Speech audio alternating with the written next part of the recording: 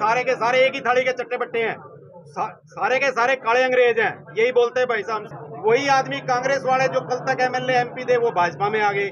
आज मेरी आम जनता से अपील है कि मुझको एक ईमानदार उम्मीदवार को भारी मतों से जितवाने की कृपा करें। धन्यवाद। पहले भी चुनाव लड़ा कभी?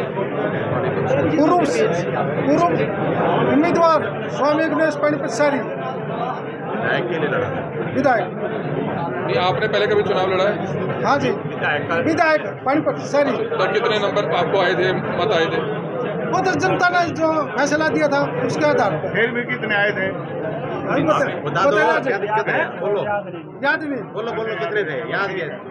एक नई क्रांति लाना चाहते हैं देश के अंदर, ताकि भ्रष्टाचार देश से खत्म हो।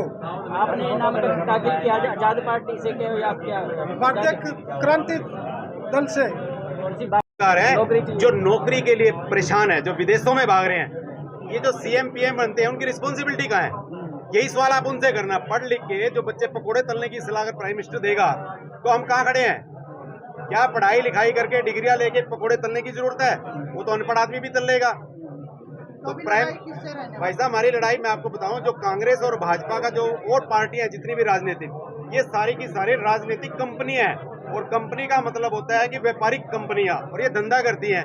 वही आदमी कांग्रेस वाले जो कल तक एमएलए एमपी थे वो भाजपा में आ गए।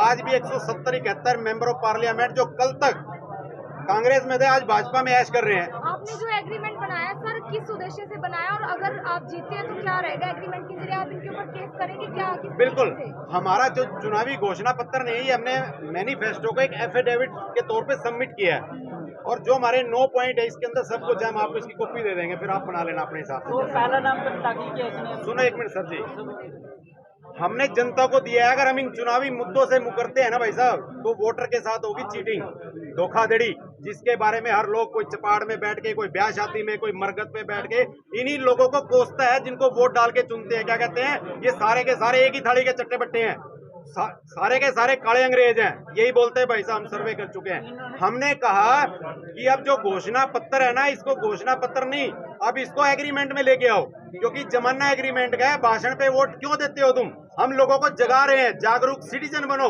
हिंदू, मुसलमान, सिख, ईसाई, जैन, बुद्ध, कब तक यार, कब तक इस देश का बेड़ा गर्क करोगे? जब परमात्मा ने इंसान बना दिया, फिर हिंदू, मुसलमान, 36 बिरादरी की बकवास करने वाले ये धूर्त नेता कहां से आ गए इस देश के अंदर? ये काले अंग्रेज है भाई साहब। मैं साहब कहता हूँ गोरे अंग्रेजों की औलाद है।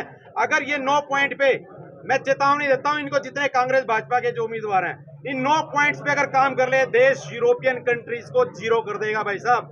चलो जी, सबसे बड़ी हम फिर कह रहे हैं सबसे बड़ी बात, और पावर ये दे दी भाई साहब, अगर वोट देने के बाद चीटिंग आ गई, धोखाधड़ी हमारे कैंडिडेट ने कर दी, जीत गए इत्तेफाक से, क्योंकि लोगों को जगाना मुश्किल है, बहकाना आसान है।